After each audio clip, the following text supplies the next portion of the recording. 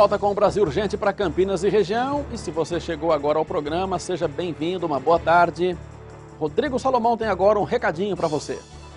Olá, pessoal, e agora preste atenção, porque se você anda precisando renovar a sua casa, nós vamos dar um jeito aqui no Brasil Urgente, que continua em 2013 com o concurso Cantinho Marabras. E nós vamos sortear nesse mês de janeiro móveis para sua casa. Gostou, não é? Então participe! É só ligar no 9685-1010, você digita o 3 para o Brasil Urgente, 3 para participar e responda. Qual foi a melhor história que você já viveu nas férias? A resposta mais criativa ganha uma cozinha completa da Marabras. Todo mês o Cantinho Marabras vai dar uma nova aparência à sua casa.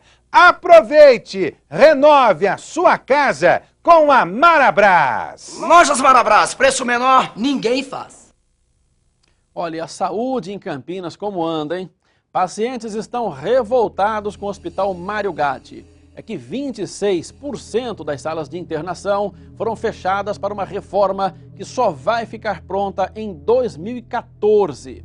Para você entender melhor como está a situação, ela afeta o seu dia a dia da seguinte forma: a cada 4 leitos da unidade de saúde, uma ou um não está disponível. Quem acompanhou isso foi a Eliette Zanotti, traz aqui Marcão no telão. Ney, aperte o play. Na porta do Hospital Mário Gatti, as reclamações não mudam.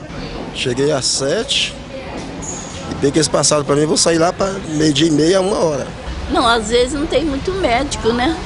É muita gente, não dá conta. Tá complicado, faz uma semana que eu tô correndo com a minha mãe e vem aqui, eles falam que não é nada e mandam embora e receita um remedinho lá que vai no posto, também não tem. E como não bastasse, a principal unidade de saúde de Campinas está com a capacidade de internação reduzida. Desde dezembro do ano passado, quando foram iniciadas as reformas, 58 leitos foram fechados, ou seja, a cada 4 vagas, uma não existe mais. Na ortopedia, por exemplo, das 32, apenas 18 estão disponíveis. O irmão de Dona Dulce ficou 3 dias à espera de um leito, depois que sofreu um acidente de moto.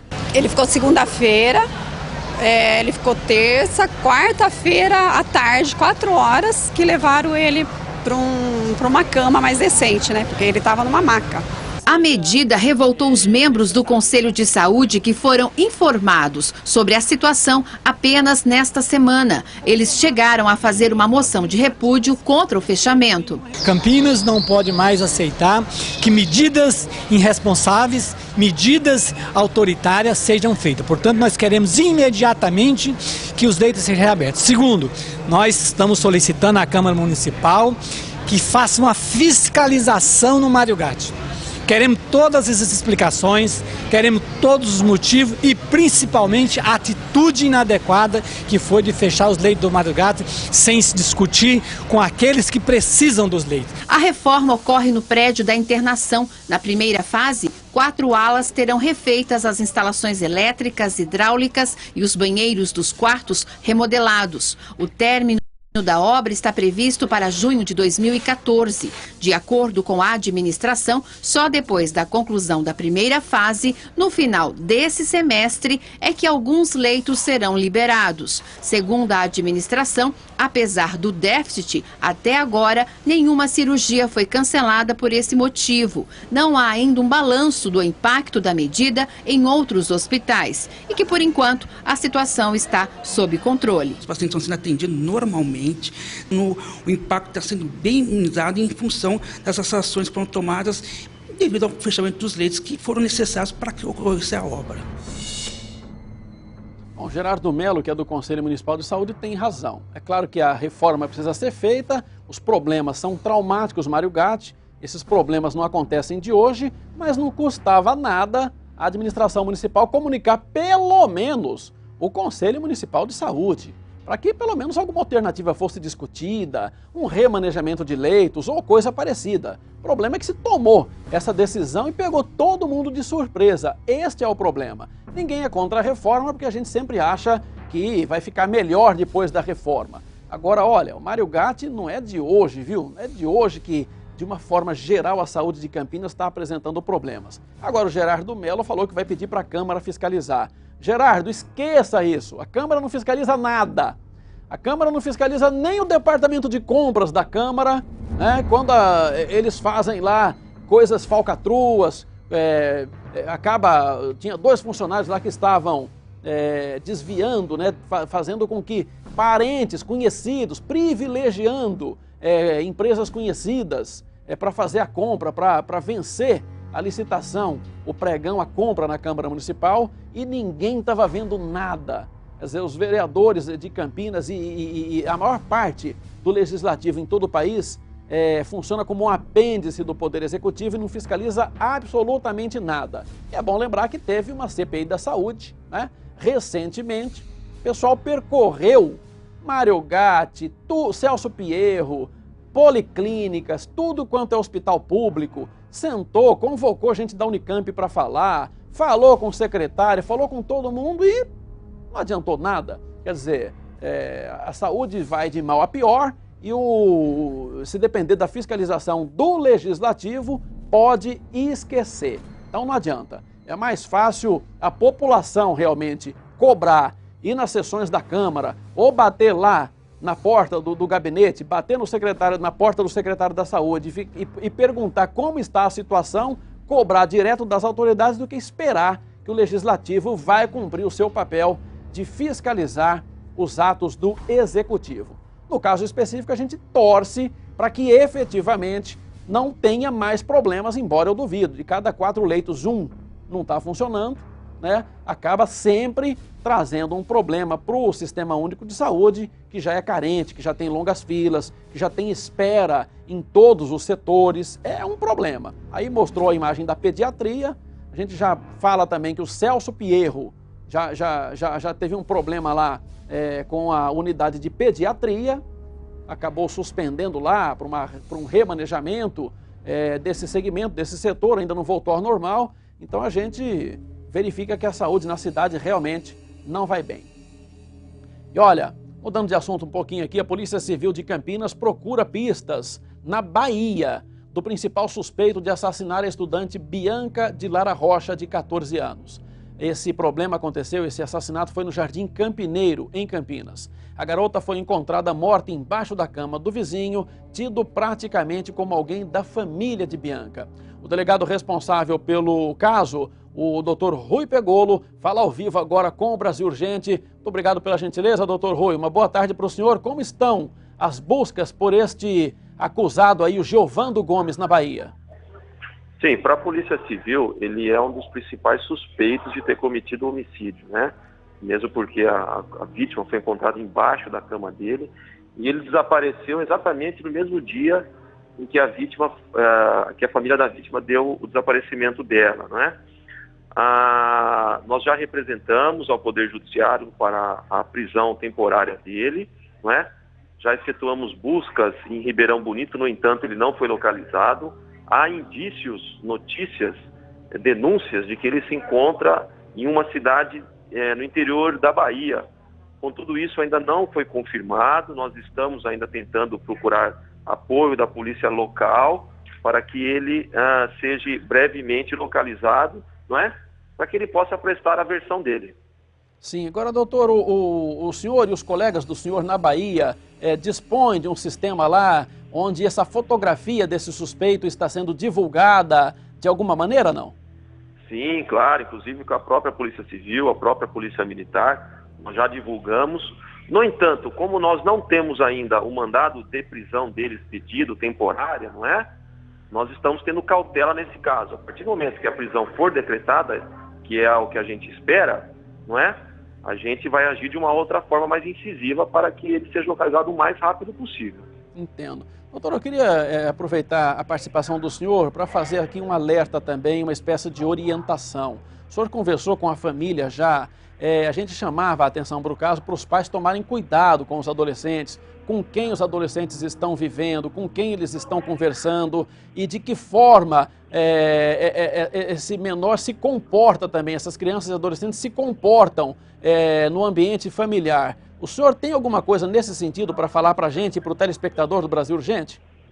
Realmente temos notado que esses adolescentes de sexo feminino, não é? Têm se comportado de uma maneira diferente do que se comportavam há 20, 30 anos atrás, o que está gerando uma certa apreensão dos pais, não é? Isso é notório, vi de exemplo desses bailes que está acontecendo na nossa cidade, não é? Que acredito que haja anuência dos pais. Então a Polícia Civil alerta para que isso não é um comportamento típico, esse é um comportamento atípico. A partir do momento que os pais detectam qualquer comportamento anormal, deve-se chamar a atenção dos filhos, né? Isso, vamos dizer, isso chama a atenção dos maiores de idade. Agora, nesse caso específico que aconteceu, essa tragédia que aconteceu nesse seio familiar aí, esse suspeito era conhecido da família, correto? Uhum. Ele frequentava a família. Estamos pressupondo, então, que ele jamais, pelo que a gente conseguiu apurar, demonstrou qualquer interesse para satisfazer a lascívia dele, o apetite sexual dele. Ele não teria demonstrado isso. Então, vai um apelo aqui para os pais, para as mães, né, que tenham um contato maior com os filhos, interajam mais com os filhos, exatamente para que possa tentar coibir esse tipo de ação, não é? Ok. Doutor Rui, muito obrigado aqui pela gentileza, pelos esclarecimentos prestados ao nosso telespectador. E a gente torce para que a polícia chegue a esse suspeito o mais rápido possível, viu? Uma boa tarde. Obrigado pela atenção. Boa tarde a todos. Muito bem, é realmente terrível e lamentável um caso como esse, que a gente acompanhou aqui, o drama desta família, né? A menina tinha desaparecido há 3 dias e depois os pais, né? Os familiares perceberam que ela sumiu justamente no mesmo período em que esse suspeito também não tinha mais aparecido, não tinha dado as caras. Aí foram ver lá no quarto dos fundos, esse cidadão aí morava no quarto dos fundos da casa, né, tendo como uma pessoa até amiga da família, e ele verificou que a criança estava embaixo da cama. Aí, com sinais de tortura e também de violência sexual, infelizmente acabou muito mal essa história. Vamos torcer realmente para que a polícia chegue a esse acusado, a esse suspeito, para que definitivamente chegue-se à elucidação desse caso.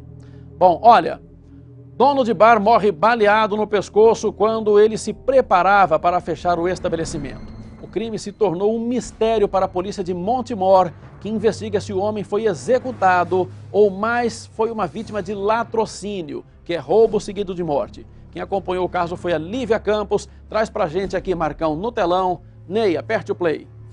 O bloco de tijolo que a vítima costumava se sentar ainda está na porta do bar. Desde a última terça-feira, o clima na Rua 23 é de suspense e os moradores tentam entender a quem o comerciante estaria incomodando. Eu olhava a nossa casa, ficava o dia inteirinho sentado ali, sozinho. Ele não saía daqui da rua, que ele morava sozinho, sentado. E nós, para sair, ele estava ali. Muito de bem, todo mundo aqui gostava dele. Uma pessoa maravilhosa, uma pessoa boa, nunca fez mal para ninguém, nunca cometeu nenhum tipo de delito, pelo contrário, ele ajudava as pessoas. Senhor Luiz Simplício de Andrade gostava de ser chamado de Pedro de Lara pelos familiares e amigos.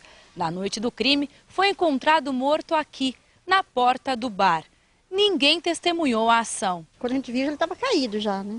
A senhora não estava aqui? Não, não estava. Eu estava chegando da igreja, no momento que aconteceu isso, tinha 2 rapazes aqui na rua. Aí perguntou se eu conhecia seu Pedro, eu falei que eu conhecia. Ele falou que ele estava caído no chão, não saberia o que tinha acontecido. O menino me falou que talvez seriam as facadas que ele tinha levado. Quando eu cheguei no local, o bar ainda estava aberto, meu pai estava deitado aqui do lado da porta. Eu fui a primeira pessoa a chegar para efetuar o socorro dele, ele ainda estava quente. Seu Pedro tinha 64 anos e foi encontrado com um ferimento no pescoço. Próximo ao corpo, tinham 2 cápsulas de calibre 38, o que supõe que o criminoso tenha atirado na vítima. Eu vi que tinha uma perfuração na hora, eu fiquei muito nervoso, não deu para perceber se era uma perfuração de arma branca ou disparo de arma de fogo. Os filhos contam que o pai tinha o costume de guardar dinheiro no bolso para pagar os fornecedores do bar e acreditam que o criminoso que o matou sabia da mania do comerciante. Às vezes tirava dinheiro para trocar notas de 50, isso chama atenção. A família não acredita na hipótese de que ninguém tenha testemunhado a ação e pedem encarecidamente pistas que levem a polícia até o assassino do pai. Ele não fazia mal para ninguém. Pelo contrário, ele ajudava as pessoas. Eu deixo um apelo aqui para a Rede Bandeirantes, entendeu? Para toda a imprensa, se alguém tiver informação, né, de quem possa ter cometido esse crime, essa maldade, não precisa se identificar, mas por favor passe para a gente. A principal linha de investigação da polícia é que seu Pedro tenha sido vítima de homicídio, mas também a hipótese de latrocínio, roubo seguido de morte, não foi descartada. Um jovem que praticava furtos na região foi detido por cometer delitos e é considerado suspeito da morte de seu Pedro. Como ele é uma pessoa que já estava roubando vários lugares, a gente suspeita desse rapaz, que me parece que é morador aqui do São Clemente também.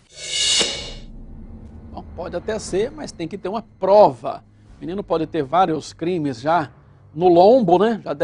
Já pode ter até passagem pela polícia, esse suspeito, mas se não efetivamente tiver uma prova material contra ele, ou testemunhal, que justifique ali a abertura de um inquérito para, ou melhor, que ele seja indiciado pelo delito, dificilmente vai vingar. O que precisa efetivamente é o que o filho da vítima aí pediu. Alguém que saiba de alguma informação entrar em contato com a polícia ou através do Disque Denúncia. Tem aqui em Campinas um serviço Disque Denúncia, o 3236-3040, que funciona muito bem. Está aí na sua tela, ó, 3236-3040 ou 181 da própria polícia. O sigilo é garantido. Então, a pessoa pode passar informação que leve até o suspeito ou até o autor do crime para ajudar um pouco também o trabalho da polícia. Agora, Montemor, não foi em Montemor, Vinícius, que teve um caso aí da namorada que estava também essa semana, não se sabe do assassinato do namorado dela, um rapaz que morreu na véspera de Natal?